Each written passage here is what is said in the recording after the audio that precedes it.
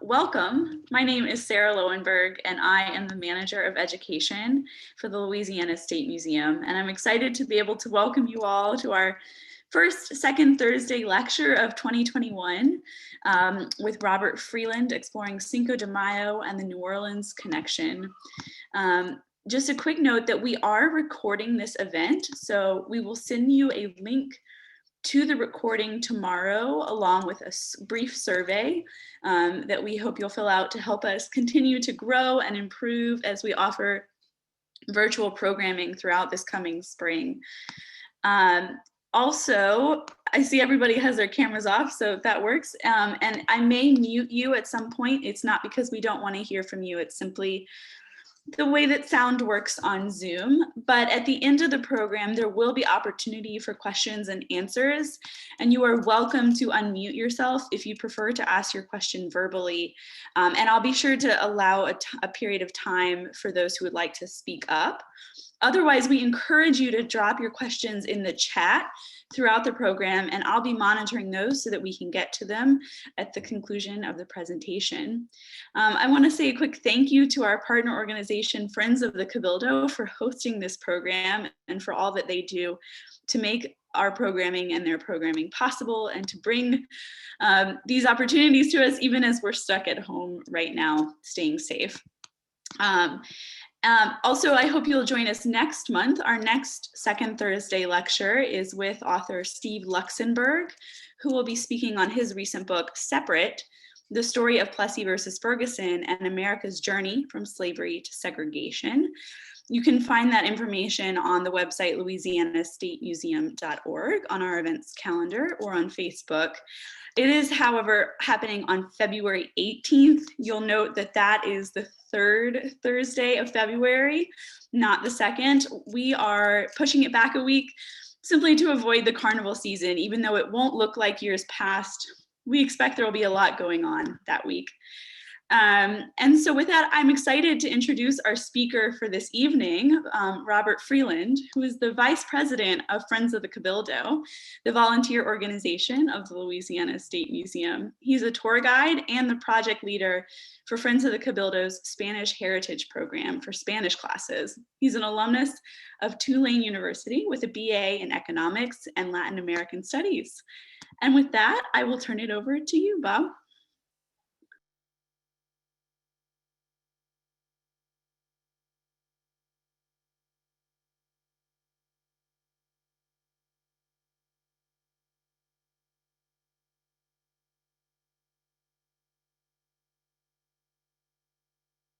We're working on screen sharing.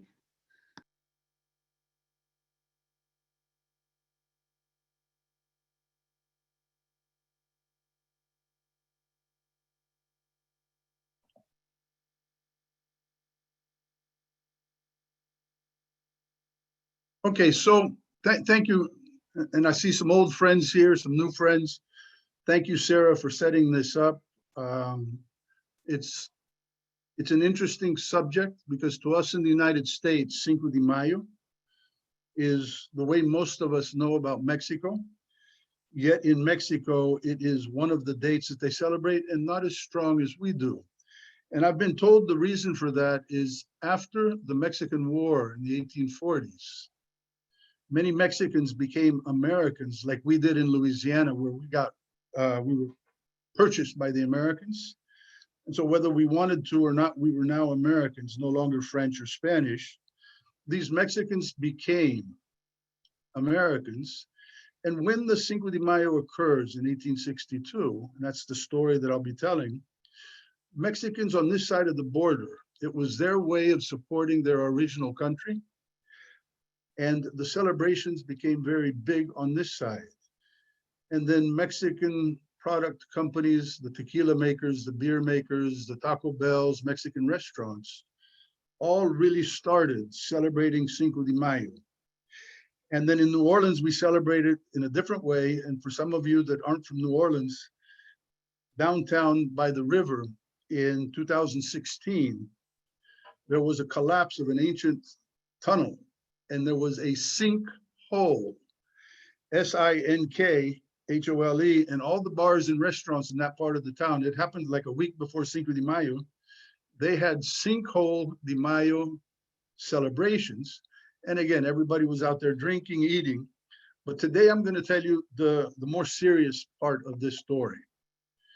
So I'm going to talk about Mexican history because Cinco de Mayo is simply one of the dates. And Louisiana was part of Mexico for a long time under the Spanish period. We were part of their history during independence. And you're going to see how this history ties into Louisiana. And still today, Mexico is very important to the city of New Orleans and the state of Louisiana. I will focus on Benito Juarez himself, arguably Mexico's greatest president, and how the Cinco de Mayo came about. I represent the Friends of the Cabildo. A couple of years ago, we created what we call the Spanish Heritage Program. Our focus is to get to Spanish students in public schools, private schools, universities. We're in our 4th year, and COVID threw us off in 2020. And so what we're hoping for is once COVID is over, we'll be able to go into our 5th year with all the programs at full steam. The program includes lectures. So what you're seeing today is one of the lectures we give to the classes. The kids come down to the French Quarter. We do a French Quarter walking tour. We take them into the museum buildings. And so far, we have 2 very important partners. We have the Spanish Ministry of Education and the New Orleans Mexican Consulate. So Amalia de Arozarena is the employee of the Spanish Ministry of Education housed in Baton Rouge. She works with Spanish teachers in the public school system. So we have access, the Friends has access to all of these teachers. And then the Mexican Consulate, the new consul came in about a year ago, Tito Morales Borello. He's been to some of my presentations with teachers. Recently, another person joined the office, Carlos Raul Suarez, and next week I'll be meeting with him for the 3rd or 4th time on different aspects of the program. And then they also have Maria Albaran, who I started working with 10 years ago for the 200 years of Mexican independence in 2010. And the basis of the program is the statues tell the story. And for you guys that know New Orleans, statues throughout the city, statues in the past couple of years have been a big issue. And that coincides with this program because what we're talking about here is the importance of these statues. And more or less from left to right, Bernardo de Galvez, the 4th Spanish governor, was a hero of the American Revolution. Simon Bolivar is from the liberator of South America. 2 of his admirals were born in New Orleans. José de Villamil, who is known as the father of Ecuador's Navy. And more importantly was Renato Belush, who is actually buried next to Bolivar in the Pantheon of Heroes in Latin America, in Caracas, Venezuela. Benito Juarez, Francisco Morazan, a Honduran from Central America, Jose Marti of Cuba. And then I have in there an American named Chet Morrison, and I'll talk about him at the end of the presentation. So the images that you're going to be seeing in the presentation, some are from the Louisiana State Museum, exhibits and different artifacts that we have. The Friends of the Cabildo has helped me put together some of the presentations. And in a way, very important is Tulane's Latin American Library. The librarian there, Hortensia Calvo, is like my mentor. She's helped me put together a lot of the information. Anytime she finds something new, she advises me and I build it into my presentation. And then there's a very small, easy book. It's out of print, Benito Juarez by Dennis Wetman, and great illustrations. And I use these images because some of the kids that we present to are 3rd and 4th graders. And so you'll see the illustrations. And obviously, if I'm doing Tulane grad students, it's a different level. But the presentation you're going to see can be given to a 3rd grader as well as a grad student. Tell you a little bit about the Friends. We are a private nonprofit. We are made up of volunteers. All of this that I'm doing is as a volunteer, so we're always enlisting new volunteers.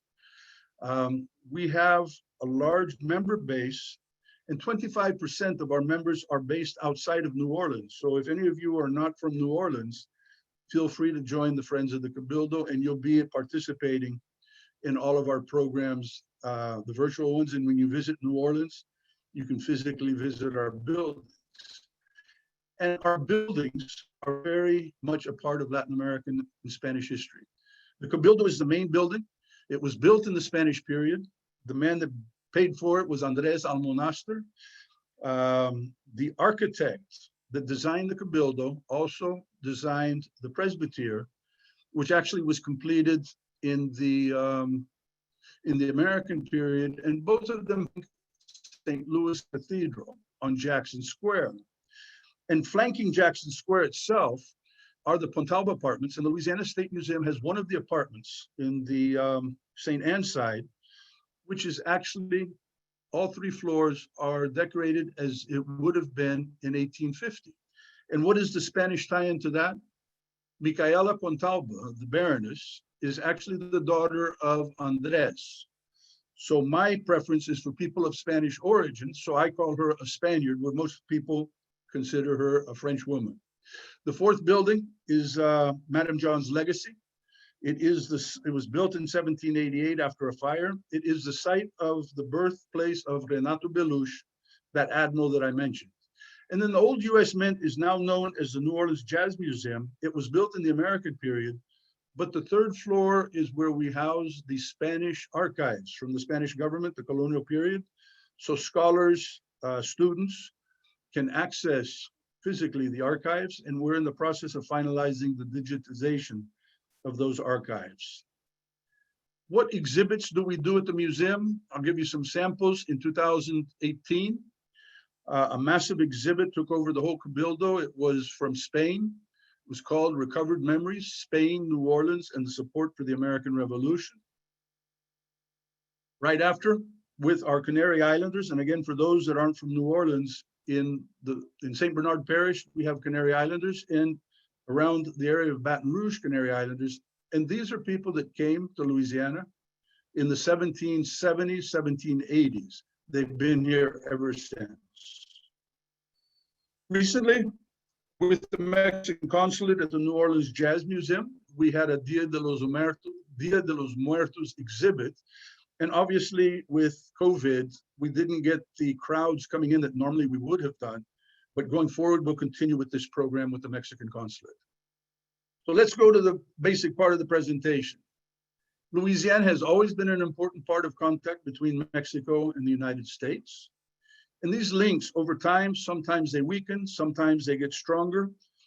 The reason for this program that we have at the museum is that they keep on getting stronger. Let's go back to who Spain is. Spain, the country, was founded when Isabel of Castile and Ferdinand of Aragon married. And they are the sponsors of Christopher Columbus, who comes to the New World. 2 years later, the Pope, and at that time everybody in Europe was Catholic, divides the world in 2 with the Treaty of Tordesillas. Portugal gets a piece of Brazil, all of Africa, all of Asia, and Spain gets the Americas. When they take us over, this map shows us the Virreinato de Nueva España, or the Viceroyalty of New Spain. And you can see here that Florida and Louisiana at that time are part of this Viceroyalty. Our first Europeans crossing the Mississippi are in this period, 1542, Hernando de Soto. He doesn't find New Orleans, but he does find the Mississippi. Then we become French. As Spain starts losing territory, the French come out of Canada. They go down the Mississippi. De La Salle declares the Mississippi and all of its tributaries for France. France is a Catholic country. The Pope accepts, and we become French. Iberville, the older brother, is the founder of the colony of Louisiana. Bienville, his younger brother, founds the city of New Orleans in 1718. We are a crown colony, disorganized. So the French government doesn't really know what to do with us. They privatize Louisiana by turning it over to Antoine Crozat, who almost goes bankrupt. And then we have an IPO, and it is John Law creates the Company of the West, which results in the Mississippi bubble, and France almost collapses economically. We go back to being a crown colony, and the French really don't know what to do with us. They never make us profitable. And then war occurs. In the United States, we call this war the French-Indian War, and it started in the United States. Worldwide, it is known as the 7 Years' War, and it is considered the first truly world war. And this map shows us in blue the countries that were allied with England, mostly Portugal, and the countries that were against, which are the Bourbon countries of France and Spain. France loses Canada and Louisiana. Spain loses Florida, and France loses Canada to the English. So now the English are really the most powerful in North America. But Spain picks up Louisiana, so we become Spanish for a second time. This is our king when we become Spanish. Charles III is the best of the Bourbon kings. He was our king, and we have named St. Charles Avenue, which is the most important avenue in terms of elegance in New Orleans, after a Spanish king. And I want to show you how New Orleans wasn't a backwater for the Spanish government, but was a very strategically important country. And I'm going to show you this through this family. Bernardo de Galvez, the fourth Spanish governor, is military. In his career began in the military at the age of 15. He's from Malaga in Spain, and he fought in Africa, in Europe, and he made his name fighting Apaches in Mexico, again, New Spain, and he is brought to New Orleans in 1777. His father, Matias, was the governor of the Canary Islands, then of Central America, and he ends his days in the colonial administration as viceroy in New Spain. His brother Jose was the minister of the Indies, reporting direct to Charles III. And so I've taken Gilbert Din's History of the Cabildo. He has a very simple org chart of how the Spanish government worked. And I've inserted the images that we just saw, and you can see how Galvez, Bernardo, reports to Havana, Cuba, who reports to Mexico City, who reports to Madrid, directly to the king. So what this means is anything Bernardo needed, anything that was happening in New Orleans, the information was given to the king very quickly. And that is different than many of the other periods that New Orleans had the French, that really what was going on here wasn't that important. 1779, the United States is at war. France has joined the United States against the British. Spain cannot do so because they have colonies in Latin America.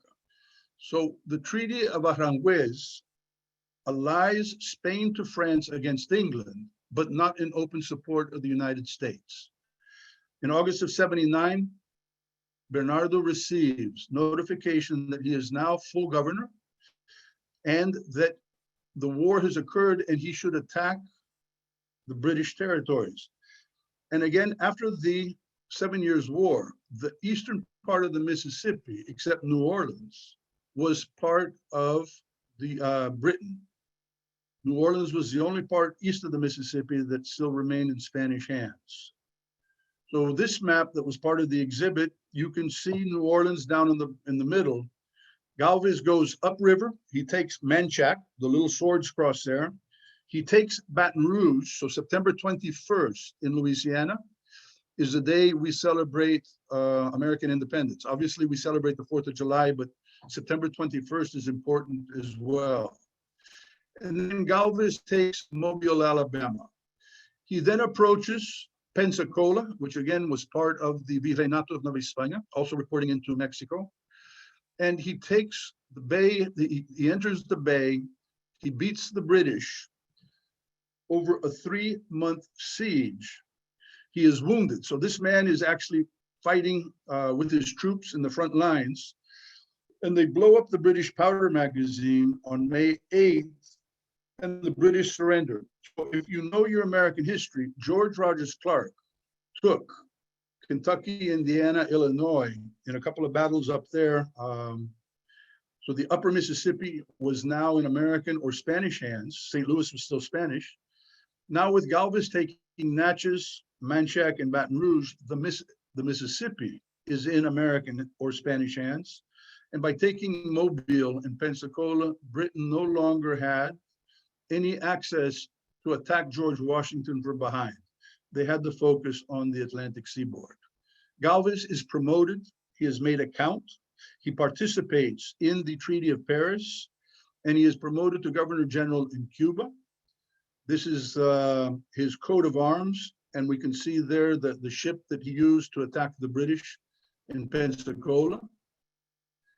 And this is the portrait of Galvez at that period.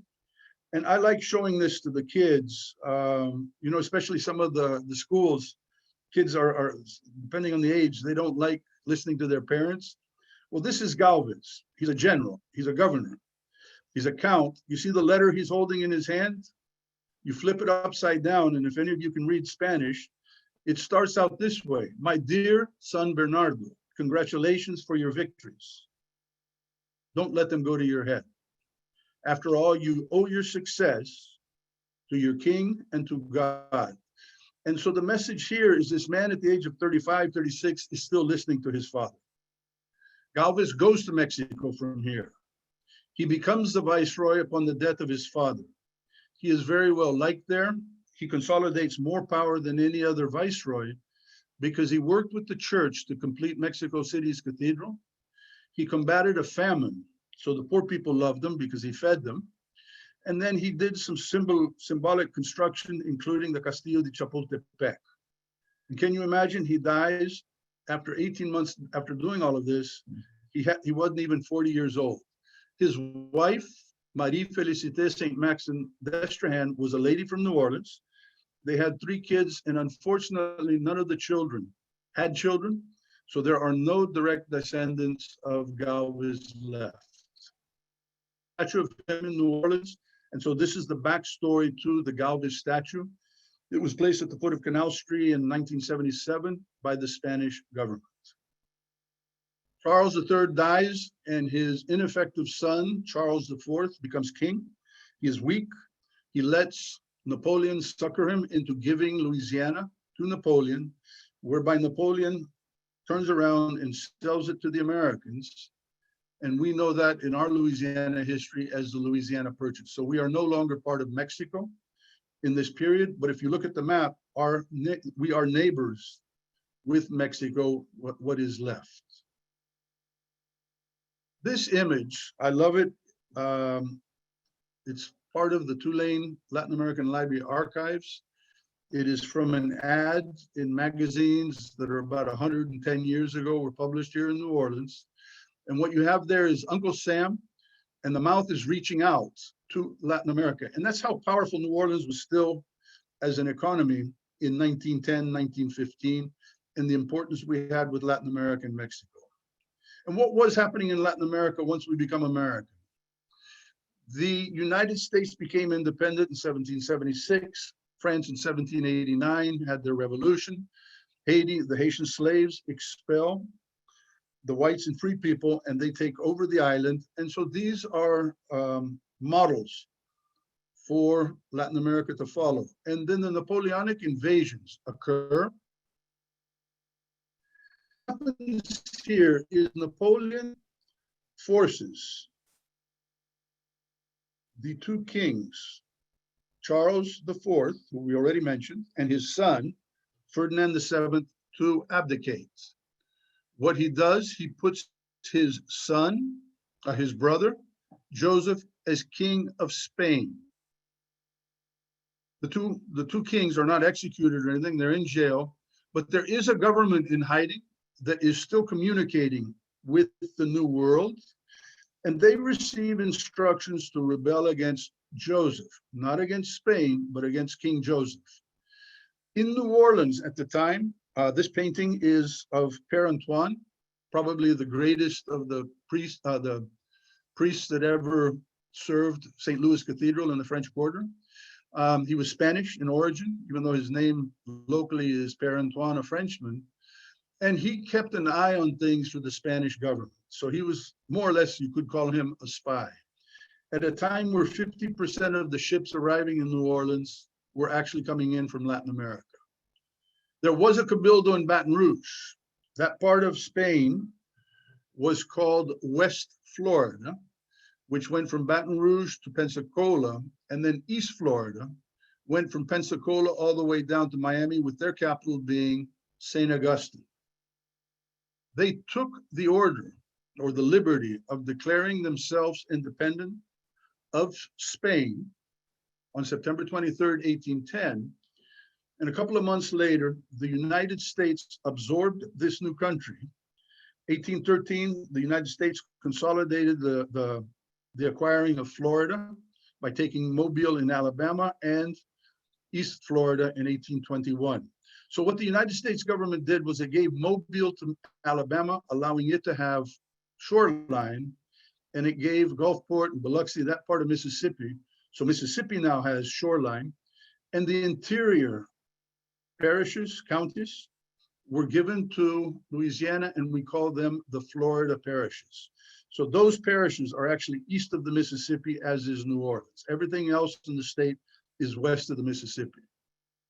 Back to Mexico.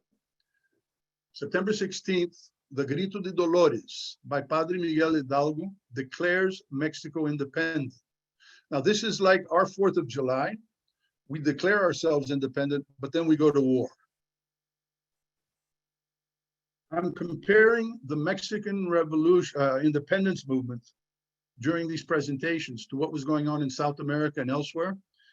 So in that comparison, Mexico's war of independence was more class against class when you compare it to South America, which was more the rich wanted to be independent, but they still wanted to control the country.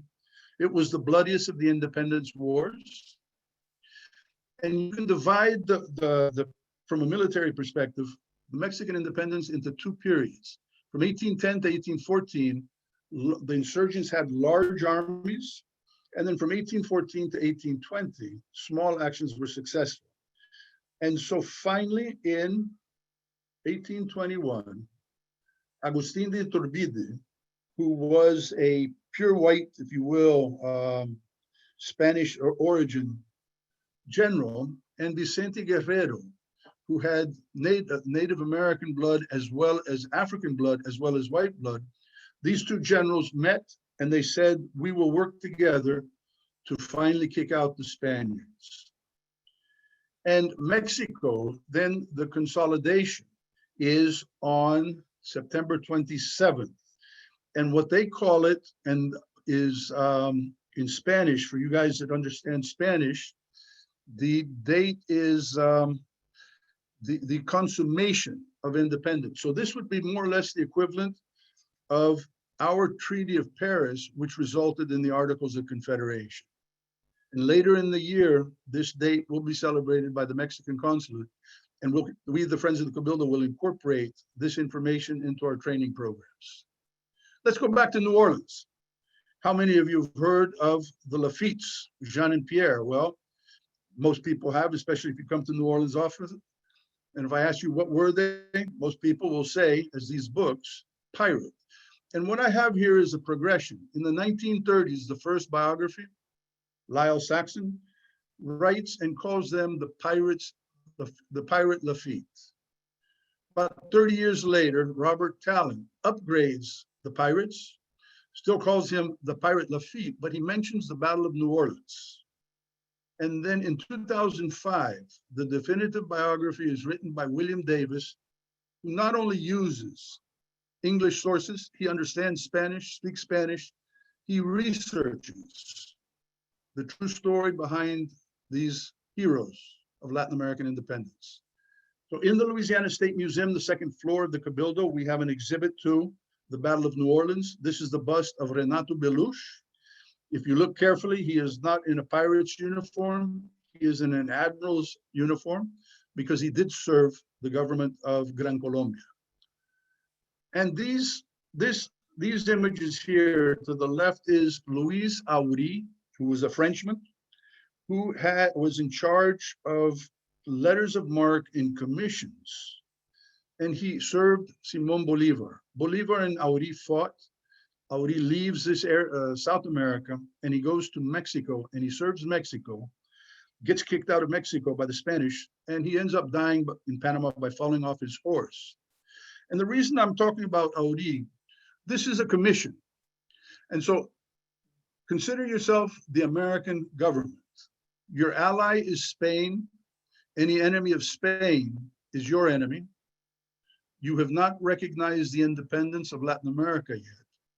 And so I'm going to read it out and translate. Luis Auri, Commander-in-Chief of the Republican Land and Sea Forces, is authorized by the United States of Buenos Aires and Chile to issue letters of marque and commissions in the area of Nueva Granada.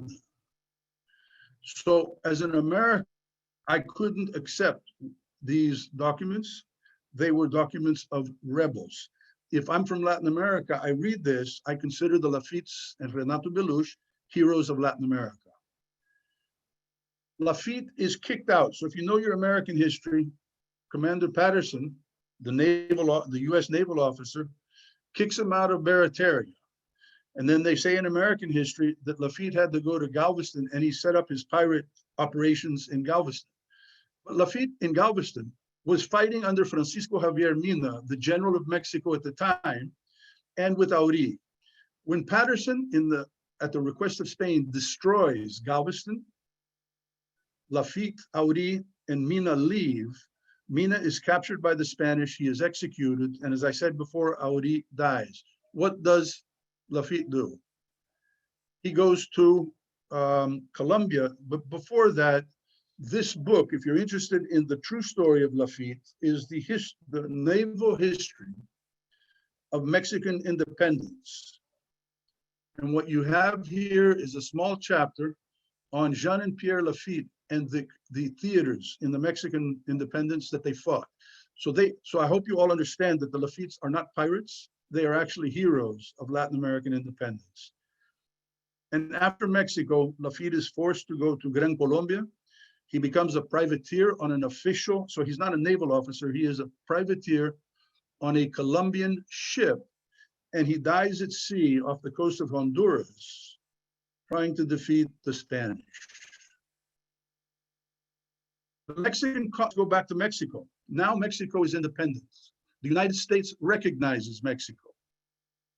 Their first consulate in 1822 was actually in New Orleans.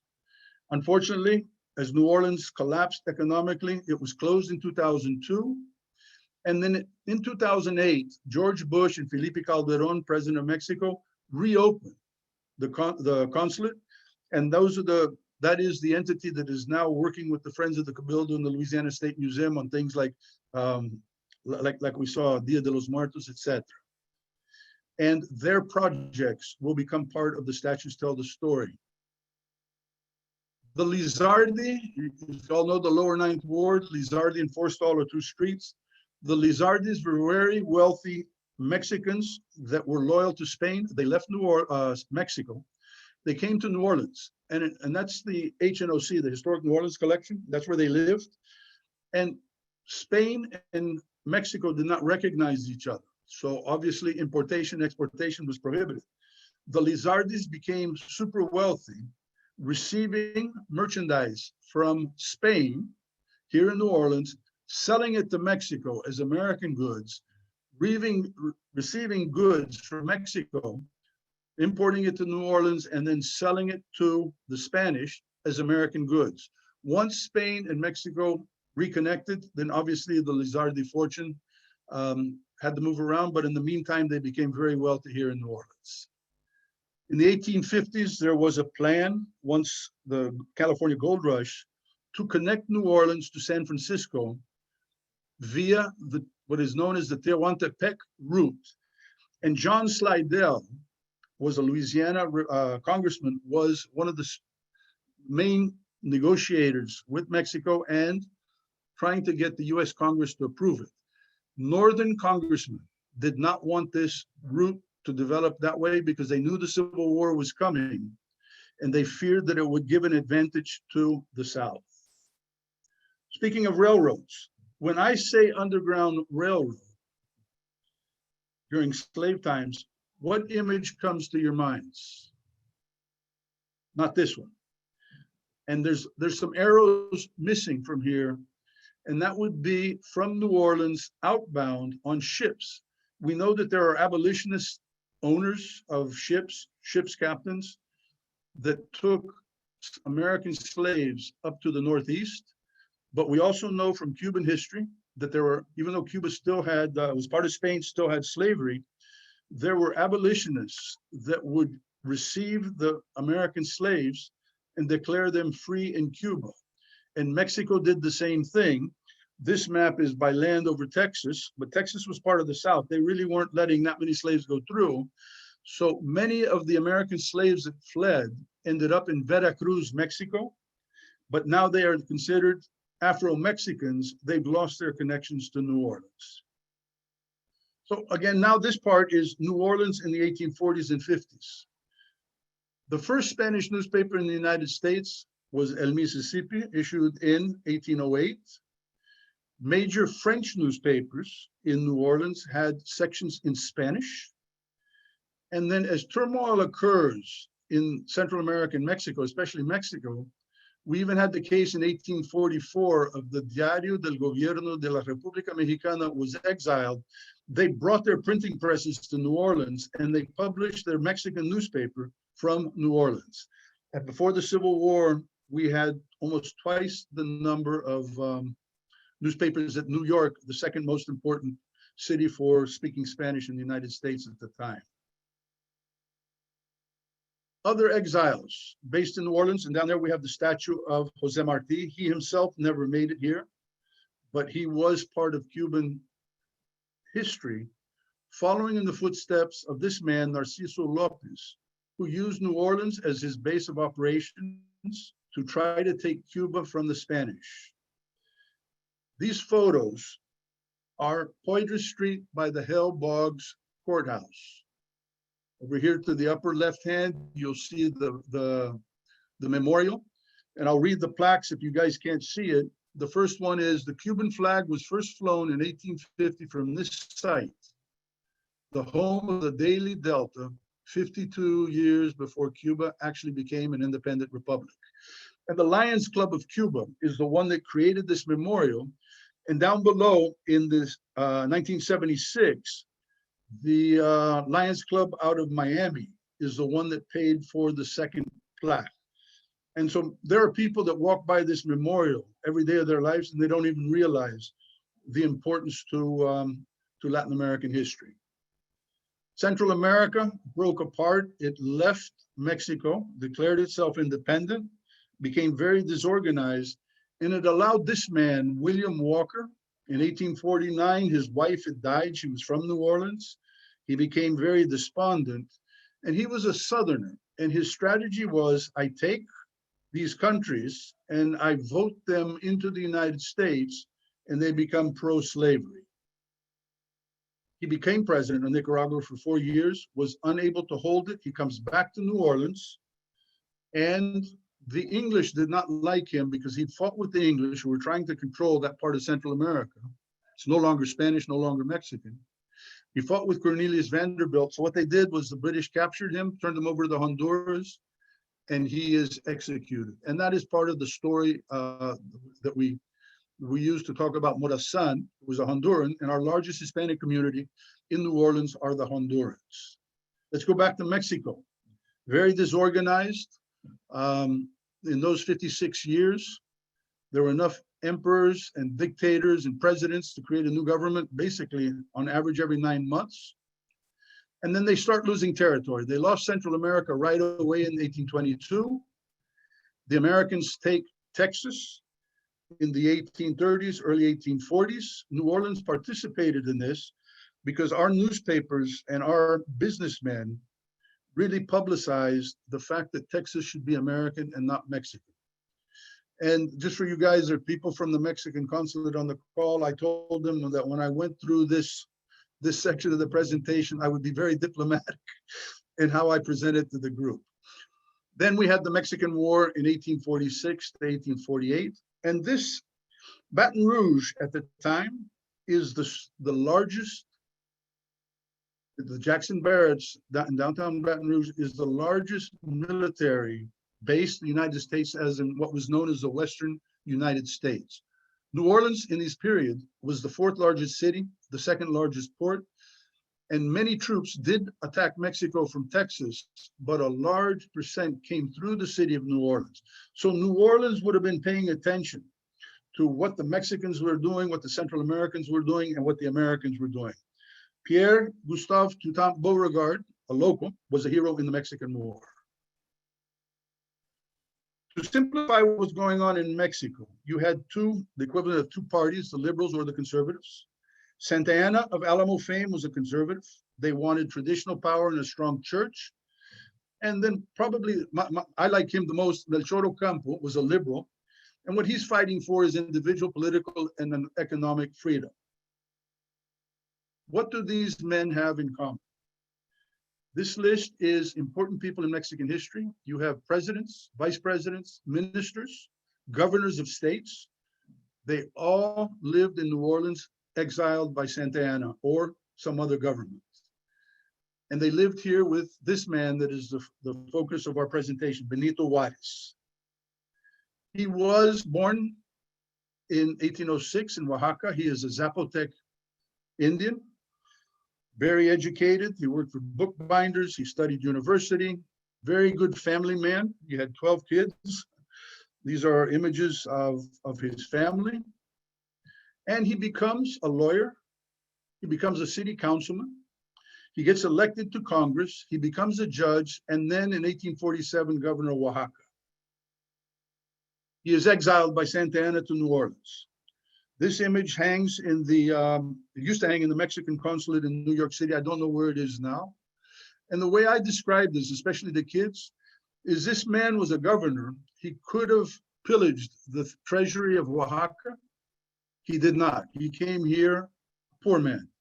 He was humble enough, even with all of his importance, that he worked in the French market, rolling cigars and selling fish.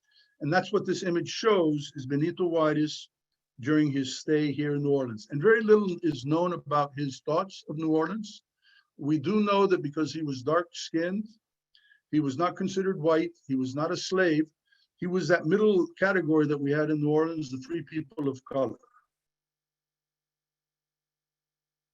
Most of them that we saw earlier, they returned to Mexico and they declare the Plan de Ayutla, desconociendo a Santa Anna. And what they do is they kick Santa Anna and the conservatives out of power. Benito now is made minister of the Supreme Court of Justice. And Mexican law at the time, when the president steps down, it is the minister of the Supreme Court that becomes the president. So he becomes an interim president, and he finally is elected in 1861, coinciding with Lincoln. Benito is famous for the implementation of the Ley Juarez, the Ley de Reforma, and what they do is basically freedoms of speech, religion, education, assembly now become, like our Bill of Rights in the United States, available to all Mexican citizens. The conservatives do not like this. They almost execute him. Benito flees. He makes it to Panama, Cuba, comes through New Orleans a second time, and he gets in trouble because some of the conservatives claim that once he left the country, he should have conceded the presidency. The conservatives incurred debts to Spain, England, and France. Juarez cannot receive support from the United States, which by 1861, the Civil War had already begun. The three countries pressure Juarez. Spain and England settle the debts, but France, through Napoleon III, continues. And he, the conservatives in the church, create a monarchy, and they choose Maximilian, a Habsburg, not too wise, not too smart to be the Emperor of Mexico. 1862, the Europeans attack Mexico, they take Veracruz, and on the 5th of May in Puebla, Mexico. So if you look at a map, you have Veracruz on the coastline, Puebla in between, and right after Puebla, you have Mexico City. He beats the French this time, and it delays the final invasion. In the final invasion, the French actually take Puebla and Mexico City. Now, I call it the chess game. If you don't take the king, you haven't won the game. And Juarez, through this map, you can see He kept on fleeing the French and the conservatives. They never took him, therefore they never defeated Wadi's presidency. France finally gives up in 1867. By this time, the United States is a little bit stronger. They're sort of upset with France for having sided or almost sided with the Confederates. And Maximilian is tried and executed in 1867. Benito Juarez is reelected in 1871. And unfortunately for history, he dies of a heart attack in 1872. And as we can see from these images, he's very important in as an icon of everybody Mexican.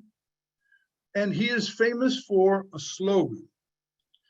And I'm going to read it in English, and there's two English versions here. Respect for the right of others is peace.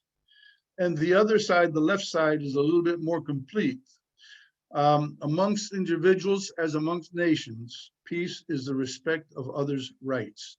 And he's very famous. And in this upper image, you see him alongside Lincoln and Simón Bolívar. In New Orleans, we have a statue. It was originally erected in 1965. It is located on Basin Street. Victor Skiro was our mayor. And in 1972, additional plaques were placed under Moon Landrieu's administration. An important date to remember, and we tell the kids this in the program, March 21st is Benito's birth date. Look at the plaque a little bit closer. You can see that it was dedicated by the Landrieu administration and the Mexican government. We tried to have, Tito Morel, who is the Mexican consul, tried to have Tito Morales tried to have an event March 21st last year, but COVID hit us. So this year we'll probably have COVID March 21st, but keep an eye on that statue because we're going to see a lot of things happening around it.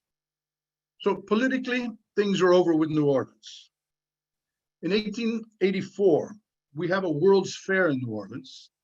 Our trade is very strong with Central and Latin America.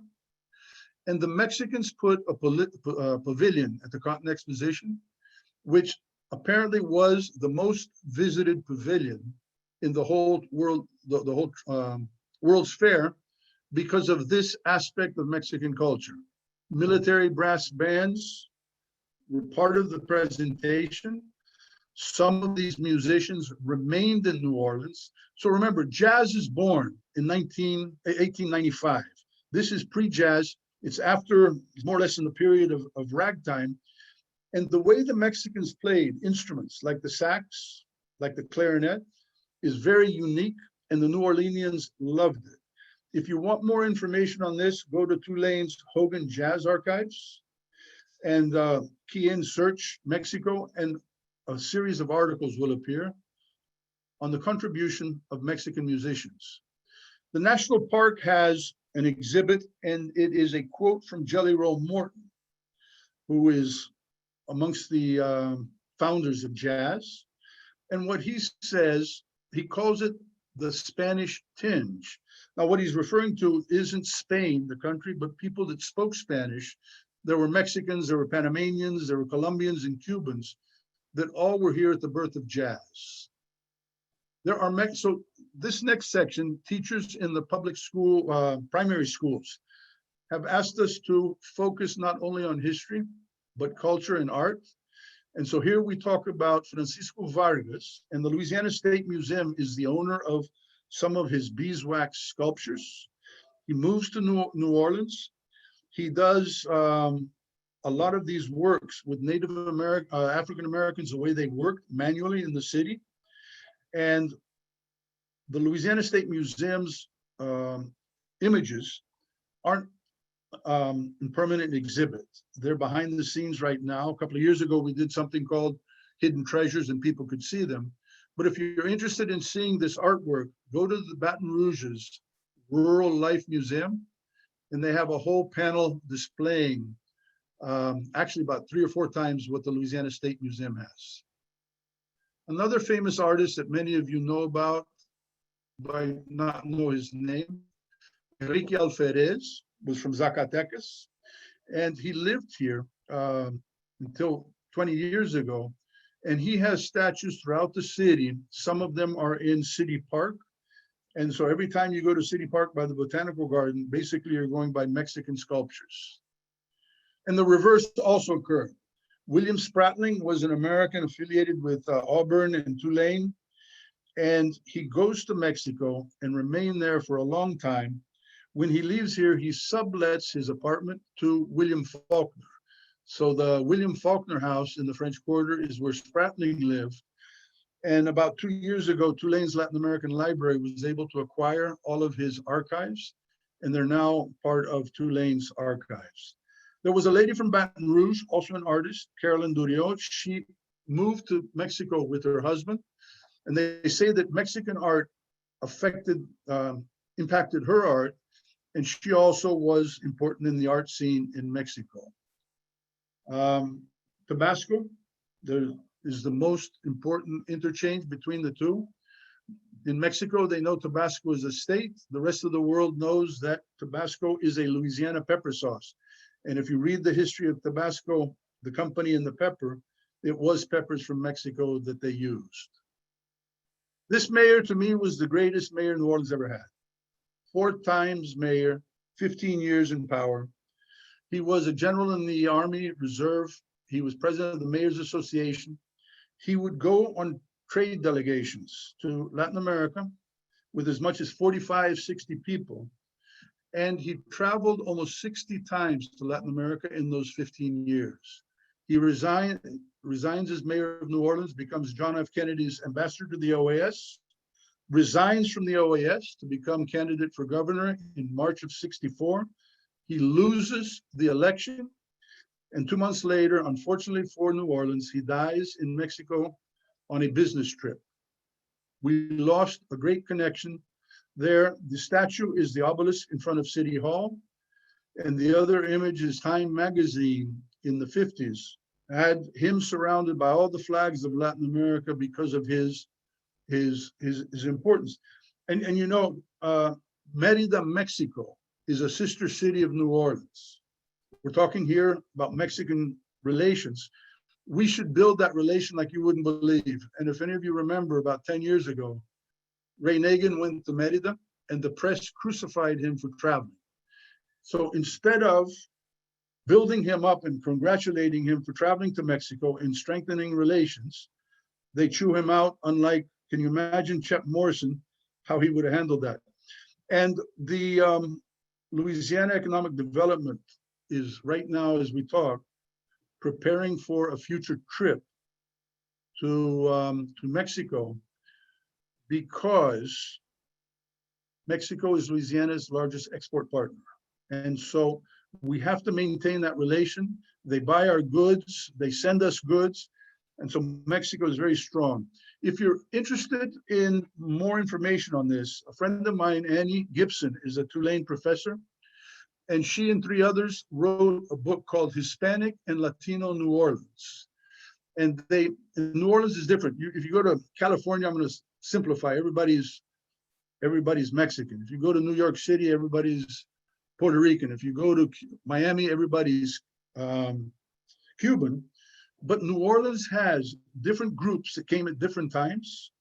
And so you can't simplify the Hispanic culture of New Orleans, because you have to figure out when they arrived here and what group they are participants in. And Annie's book really breaks down the history and the population movements from the beginning of their arrival in New Orleans to the present. So the Spanish Heritage Program, now that you've seen what we talk about, what we show the kids, 2021, regardless of COVID, but obviously when COVID is eliminated, this is what we'll be doing. We have relations, partnerships with Mexico and Spain. We would love to have more commercial groups helping us develop teacher training sessions over the summer. And here I have to thank Sarah Lowenberg, who introduced us, and Eileen Tomzek, who works for her. They've been with the museum less than 3 years. What they have done in the 3 years is really create a first-class education department. And so now we and the friends, we can go to the schools, we can rely back on the museum, but we do still need help in improving the materials that we're going to distribute to the schools. And definitely, because we're a volunteer organization, we need more volunteers to help us with field trips and museum visits. So if any of you on this call are interested or know someone that's interested, please have them contact the Friends of the Cabildo office and we'll work it out. So the last thing I want to say is all of you now, I hope you're inspired to go visit Mexico. And when you go to Mexico City, you have to visit the Iglesia San Fernando. And when they ask you, why do you want to go there? Your answer is, I'm from New Orleans or Louisiana, and I want to see the burial sites of two of the greatest men that ever lived in New Orleans, Ricardo de Galvez and Benito Juarez. And incredibly, both of them are buried in the same complex. Muchas gracias. And I hope you have a great Cinco de Mayo this year and you'll be able to tell all of your friends what you're actually celebrating. Buenas noches. Thank you. Thank you so much. That was an incredible wealth of information. Just a reminder to folks, if you have questions and would like to ask them in the chat, feel free to do so at any time. You're also welcome to speak up as we move through the questions as well. We have one quick question in the chat to get us started, which is, what neighborhood is Iglesia San Fernando in? You know what? I've been about 25 times to Mexico City. I never went there because I used to go when I was working before I retired. I never realized the importance of that. So I really can't tell you. Maybe someone on the call is from Mexico City. They can tell me. Does anybody going once, I really don't know. I should know. And you know what? Mexico City is 20 million population. So there's so many neighborhoods there, but it's got to be somewhere central. Doesn't matter. If you're from New Orleans, you have to go there anyway. Okay, I respect that. So I'll kick us off with another question, which I'm curious if you can tell us a little bit more about some of the stories behind the statues and how they were erected, some of the motivation, like you mentioned that the Juarez statue went up in 1965. What was the inspiration or motivation behind that? Okay. Chet Morrison understood our connections to Latin America. He started the International Trade Center. International flights were made. In fact, just in 1946, when he became mayor, he was just retired from the U.S. military. He'd been a colonel. He'd been mayor of Bremen, military governor of Bremen. And the people that complained said to work for him, you either had to be a colonel or speak Spanish. And he had he won his election like in January, but back then it took him 4 months to actually take over. And there was a businessman, owner of stockholder in Hibernia and owner of Delta Steamship Lines. And he told Shep, you have to go to Latin America. The old regulars and the Huey Long machine have forgotten Latin America. You as mayor, you have to reconnect. And so he took trips through Latin America as a mayor in waiting. And when he came back, he says, I have to build up the business with Latin America. So when he got the first statue, it was the Bolivar statue. He placed it on Canal and Basin Street. Now go back in time. That is where the trains used to come in. Canal Street was at its heyday. So it was a very visible statue. Victor Skiro apparently had lived in Honduras as a boy. So he followed up with the Juarez statue and then the Francisco Morazan statue. And they called that Avenue of the Americas. We have forgotten that as a city. And if you go to, if you look at the Times-Picayune a couple of years ago when the Confederate statues were being torn down, someone wrote in and said, why do we have these statues of South Americans? And I answered, they never published my letter, but that's the backstory behind those statues. The Cubans wanted the statue of Jose Marti that was placed in the 90s to go on Basin Street. But if you know Basin Street, they have the obelisk to the Vietnamese community. So that space was given to the Vietnamese, and they put the Jose Marti statue on, what's the new name? Norman Francis. I don't know if it's Boulevard. They just changed the name. So that's where the Jose Marti statue is. The Galvez statue was placed right after American Bicentennial in 1977. And you had a lot of support from the Canary Islanders, these Isleños de Saint Bernard, in the placement of that statue. So those are the 5 statues of Latin Americans. And then obviously Chet Morrison isn't a Latin American. Did I answer the question on the statues? Yes, I think so. And I do see Okay, we have one okay. person with their hand raised, but we also have a question in the chat. So Nancy, I see your hand raised, but first I'll ask, how can we connect the current US immigration policies, such as the supposed need for a wall, and this wonderful history that you've just added to our intellectual reservoirs, asks Pamela. Okay, so that's a tough one. And I have my own opinion, and I have actuality.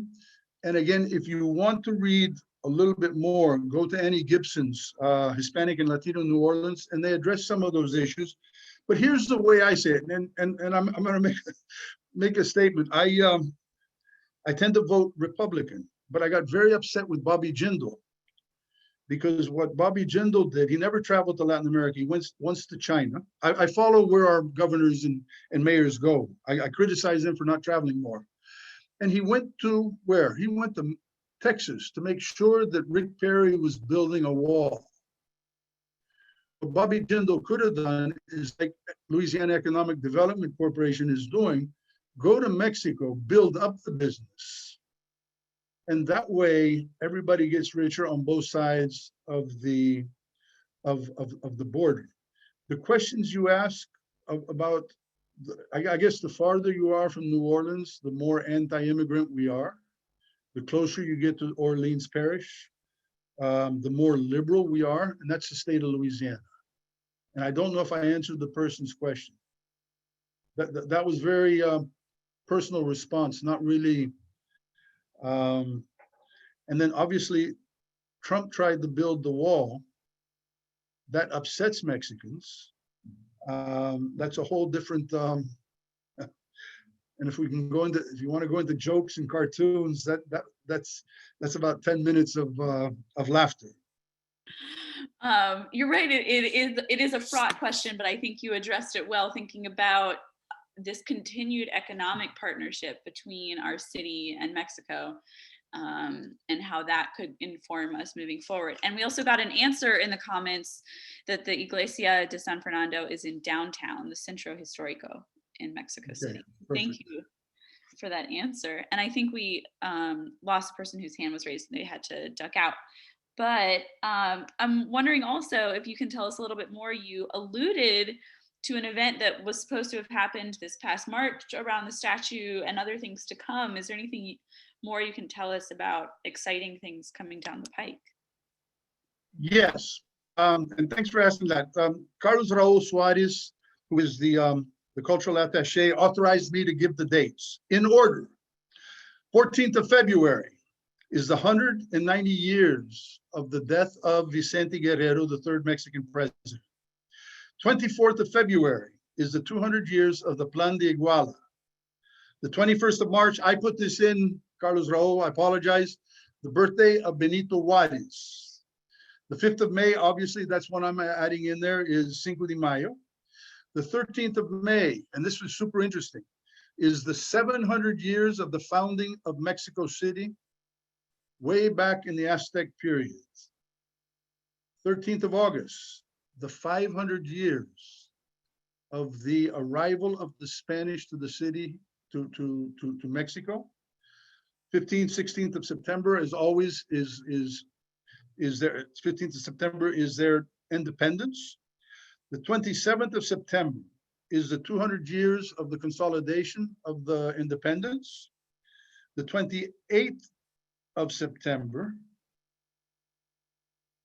is the apology to what we call Native Americans, original first Americans. They call them pueblos originarios. So they will be talking about those aspects. And then September 30th is the anniversary of Morelos' birth. Morelos was the second of the great insurgent leaders. If you're interested in reading, and part of, I have to figure out, AMLO is the president of Mexico, Antonio López Obrador, and he is focusing on Native Americans, Native Mexicans, Afro-Mexicans. And so a lot of these dates are there, and I have included them. A lot of in my presentations, if you're interested in this aspect of Latin American history, Gates, who is the Harvard professor, he traveled through Latin America, and he wrote a book, which is his personal perception of Afro history in each one of these countries. And he is amazed. So in his book, I'm sort of paraphrasing, he's amazed that Morelos had African blood. Vicente Guerrero had African blood. And here in the United States, really none of our founding fathers had African blood, but in Mexico, it is very different. So since a lot of the school groups that we do the program with are public schools, which in many cases are mostly African Americans, I have built African history into the presentations. And so these men are important in that regard. So those are the dates that we'll be seeing the Mexican consulate. And again, the next meeting I have with Carlos Raul is to put those into the Spanish Heritage Program for the kids. Wow, thank you. That's so many exciting things. And just, I think, demonstrates how deep these connections are, that there's so many things to connect with. Can I say one just yeah. Poverty Point in Louisiana, very few people have visited there. It's pyramids from 3,500 years ago. It's up on the Mississippi, Arkansas, Louisiana border. There are, so 3,500 years ago, King Tut was the pharaoh. Stonehenge was only 500 years old. There are archaeologists that think there is Olmec influence. And the Olmecs developed their civilization at that time in southern Mexico. And there are things in the pyramids that are similar to the Olmecs. And so not all archaeologists, because the Native Americans nowhere in the Americas really had a written language. We don't know, but it could be that our connections with Mexico go back to 3,500 years ago. Wow, that's incredible. I have one more question, but as promised, I do want to give a pause in case anyone would like to unmute and ask a question verbally. So I'll just give a few seconds for that.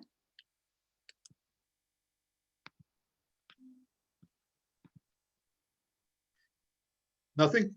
Okay, that's cool too. So I'm curious, since you alluded to, or you mentioned Annie Gibson's book and all of this incredible variety of resources that you've gathered in your research and as you're developing these presentations, but do you have any suggestions for places that people can start looking for more resources if they're interested in learning more about Mexican and Hispanic history and culture in New Orleans? The answer is yes, and let's go in simple to, if you don't mind, simple to let's take that someone's on this call that now has free time to read. The best book on Louisiana history is Beautiful Crescent. It's very simply written. The original version, the first paragraph in the Spanish period was, New Orleans was never Spanish and there never was a Spanish newspaper in the city of New Orleans. And obviously, through the Tulane's research with that 2008-2009 exhibit, we were able to get Pelican Publishing at the time to change that section of, we put all of this information in my presentation.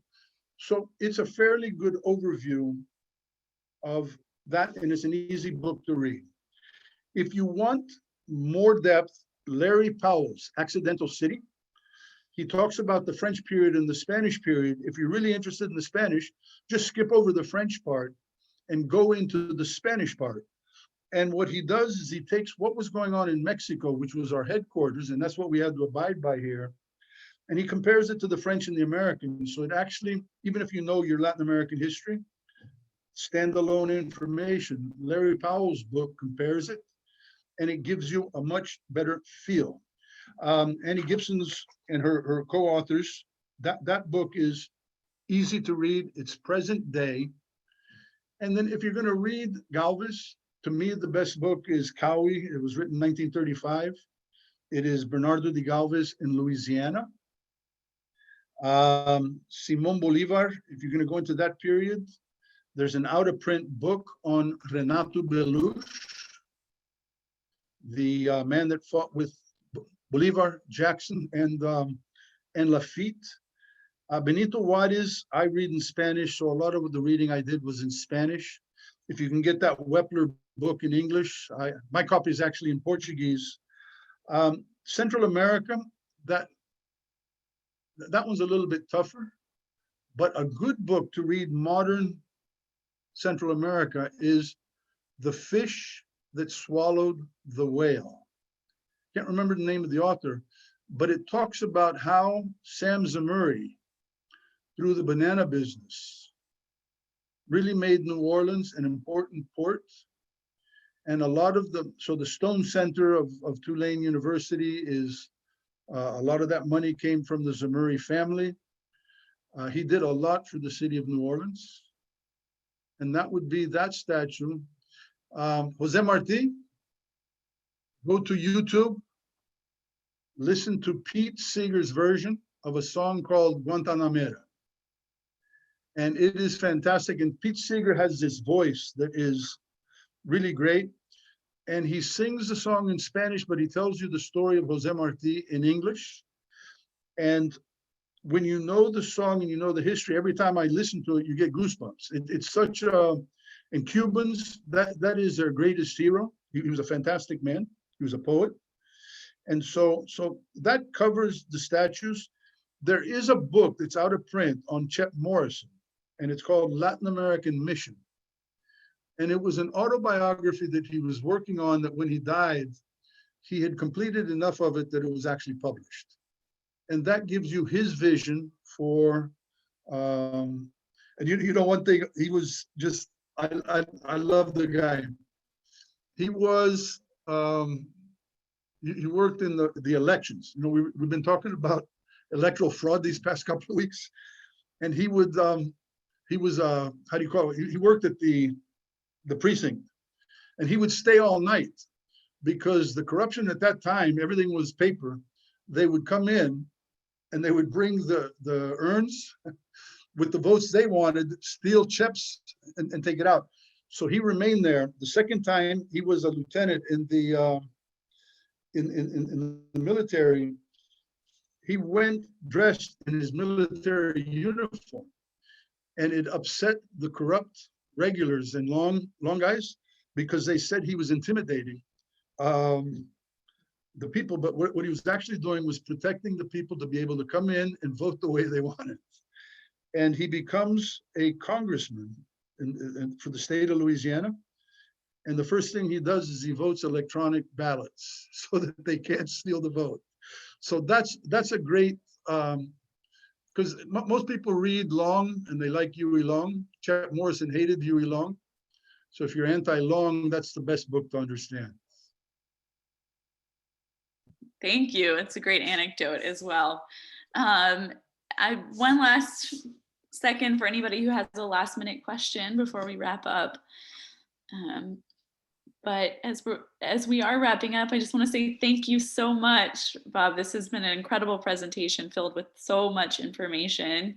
And I know I'm personally excited to dig deeper and learn more, and to see what comes of these next steps with the program. So thank you all for attending and for your questions. But I have a question. Yes. I was asked by some people that I sent my invitation, can they access this presentation after the fact? Yes. And you mentioned that it was recorded. Yes. Anyone that registered in advance will automatically get a link to the recording, and I'll certainly send it to you as well if you'd like to share it with anyone who's not yet on the list. And then eventually it will also live on our website, louisianastatemuseum.org, under the education and then adults page. We have our recordings of our past public programs there, if anybody would like to check those out.